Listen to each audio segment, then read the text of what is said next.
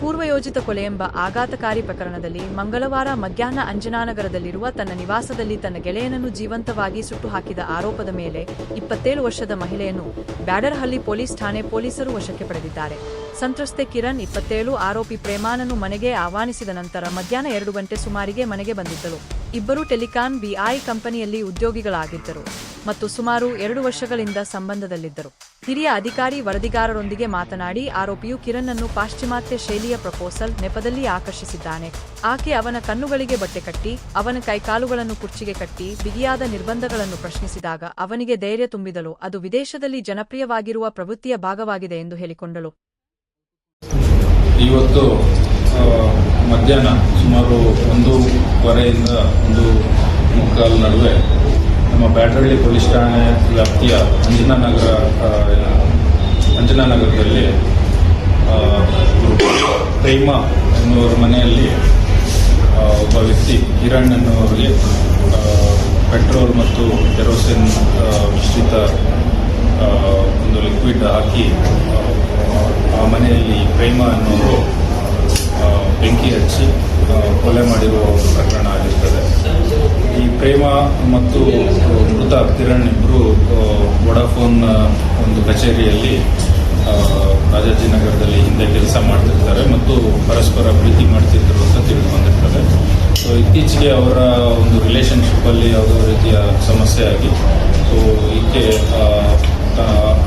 ಕಿರಣ್ ಅನ್ನೋನು ಈ ಪ್ರೇಮವನ್ನು ನೆಗ್ಲೆಕ್ಟ್ ಮಾಡ್ತಿದ್ದಾನೆ ಅನ್ನೋ ಒಂದು ಫೀಲಿಂಗಲ್ಲಿ ಆತನನ್ನು ಕೊಲೆ ಮಾಡಲು ಈಕೆ ನಿರ್ಧಾರ ಮಾಡಿ ಇವತ್ತು ಮನೆಗೆ ಕರೆಸ್ಕೊಂಡು ಒಂದು ಕೃತ್ಯವನ್ನು ಎಸಗಿದ್ದಾರೆ.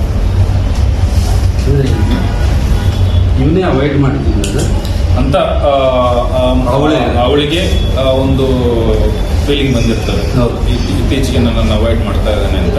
ಸೊ ಈ ಹಿನ್ನೆಲೆಯಲ್ಲಿ ಆತನನ್ನು ಇವತ್ತು ಫೋನ್ ಮಾಡಿ ಕರೆಸ್ಕೊಂಡು ಈ ಒಂದು ಕೃತ್ಯವನ್ನು ಎಸಗಿರ್ತಾಳೆ. ಸರ್, ವಿಡಿಯೋ ಏನೋ ಮಾಡಿಟ್ಟಿದ್ದಾಳಂತಲ್ಲ ಸರ್, ಆ ರೀತಿ ಮಾಡ್ಬೇಕಾದ್ರೆ ವಿಡಿಯೋ ಎಲ್ಲ ಕೈ ಕಾಲೆಲ್ಲ ಕಟ್ಟಿಲ್ಲ. ನಾವು ಇನ್ನೂ ಅದನ್ನೆಲ್ಲ ಪರಿಶೀಲನೆ ಮಾಡಬೇಕು, ಏನು ಮಾಡಿದ್ದಾಳೆ ಏನು ಅಂತ. ಸೊ ಇನ್ನು ಪ್ರಕರಣ ದಾಖಲಾಗ್ತಾ ಇದೆ. ಅವರ ಕುಟುಂಬಸ್ಥರು ಬಂದು ದೂರು ನೀಡಿದ ನಂತರ ಪ್ರಕರಣ ದಾಖಲಾಗಿ ನಂತರ ಮುಂದಿನ ತನಿಖೆ ಎಲ್ಲ ಮಾಡಬೇಕು. ಕಿರಣ್ ಈತ ಮೂಲತಃ ಚಿಕ್ಕನಾಯಕನಹಳ್ಳಿ ತಾಲೂಕಿನವನು ಅಂತ ತಿಳಿದು ಬಂದಿದೆ. ಈಗ ಅವರ ಕುಟುಂಬಸ್ಥರಿಗೆ ನಾವು ಮಾಹಿತಿಯನ್ನು ಕೊಟ್ಟಿದ್ದೀವಿ, ಅವ್ರು ಇನ್ನೂ ಬರ್ತಾ ಇದ್ದಾರೆ ಅಂತ.